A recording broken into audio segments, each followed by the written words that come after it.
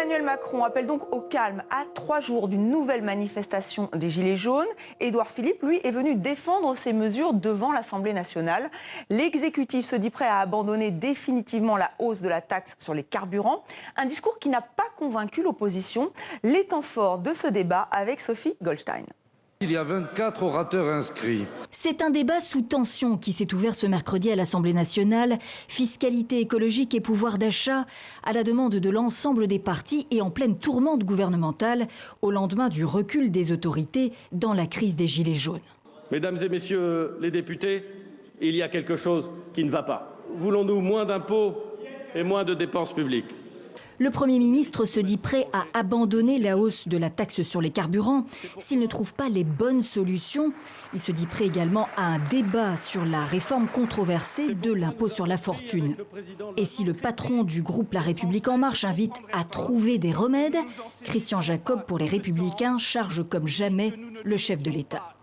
Vous avez, Monsieur le Premier ministre, avec votre gouvernement, une part de responsabilité. Mais le vrai responsable, il est à l'Élysée. Vous devez reculer, même si cela vous est insupportable. Édouard Philippe écoute comme absent. Nous devons nous permettre de tout remettre sur la table.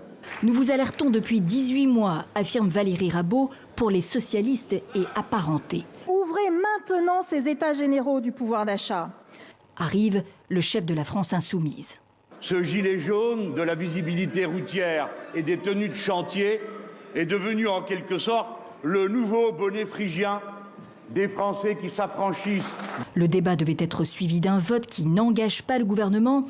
Il aura permis de prendre la mesure de la défiance des députés et de l'isolement du président à quelques jours de nouvelles manifestations des Gilets jaunes. Une nouvelle séquence suivie avec attention par Pierre Dumazeau. Bonsoir. Bonsoir. Vous êtes l'auteur de La République en panne, paru aux éditions du Rocher, que voici. Vous êtes directeur de la lettre de l'expansion. Vous avez suivi ce discours d'Édouard Philippe, puisque vous étiez à l'Assemblée nationale cet après-midi. Comment vous les avez sentis, les députés ? Très nerveux. Très nerveux, beaucoup d'agacement, beaucoup de tension, parce que c'est vrai que quand ces députés reviennent dans leur circonscription, après le travail à l'Assemblée nationale, eh bien c'est très compliqué sur le terrain, très compliqué à justifier. Le silence d'Emmanuel Macron est très difficilement entendable, alors beaucoup de parlementaires essayent de parler avec les Gilets jaunes, et donc quand ils reviennent à l'Assemblée nationale, ils en rendent compte à leur président de groupe. Et donc cet après-midi, oui, il y avait de la tension, un peu de colère et de l'attente surtout, de l'attente. Alors il y a eu ce discours d'Édouard Philippe, il semble aller plus loin pour calmer la crise, c'est-à-dire qu'on est prêt à renoncer à la hausse des taxes sur le carburant. Il pourrait aussi revenir sur la fin de l'ISF. En tout cas, ça pourrait être en débat, l'impôt sur la fortune. Oui. Il y a aussi cette prime du pouvoir d'achat. Est-ce qu'ils vont plus loin aujourd'hui ?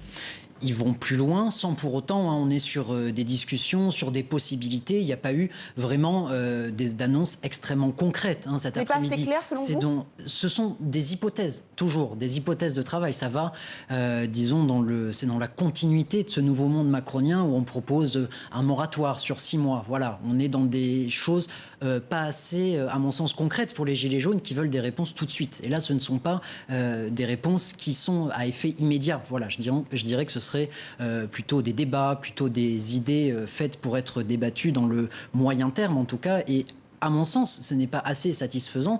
D'ailleurs, beaucoup de Gilets jaunes l'ont dit. Soit c'est des réponses concrètes, soit en même temps, les actions. Ils ont énormément de demandes, bien sûr, très variées. Donc, quelle mesure phare ? C'était quand même la première mesure. Enfin, ça a déclenché ce mouvement. Absolument, cette hausse mais sur les taxes. Absolument, mais on voit bien que ce mouvement, il va au-delà des taxes, de cette taxe. Les revendications sont certes très nombreuses, mais c'est le réceptacle de toutes les colères contre Emmanuel Macron. Aujourd'hui, le mouvement des Gilets jaunes, ça va bien plus loin. Et c'est pour ça que ce mouvement, d'ailleurs, des Gilets jaunes réunit des classes moyennes, des personnes au chômage, des retraités, parce que c'est le résultat de 18 mois d'une colère sourde et qui aujourd'hui s'exprime. Alors, soit dit en passant, c'est pas uniquement les Gilets jaunes la faute d'Emmanuel Macron, c'est d'ailleurs l'argument d'En Marche. C'est Gilles Legendre, le président de groupe, qui disait tout à l'heure la colère des Gilets jaunes, c'est 30 ans de mauvaise gestion qui aujourd'hui ressort. Donc il y a ces deux arguments-là et aujourd'hui, force est de constater que cet argument, il tient à moitié parce que c'est bien contre la personne d'Emmanuel Macron. On l'a vu, l'opposition a été très virulente, notamment très offensive. On pourrait citer Christian Jacob donc pour les Républicains, un président enfermé dans sa tour d'ivoire. Il a parlé de jactance, même ligne pour Jean-Luc Mélenchon.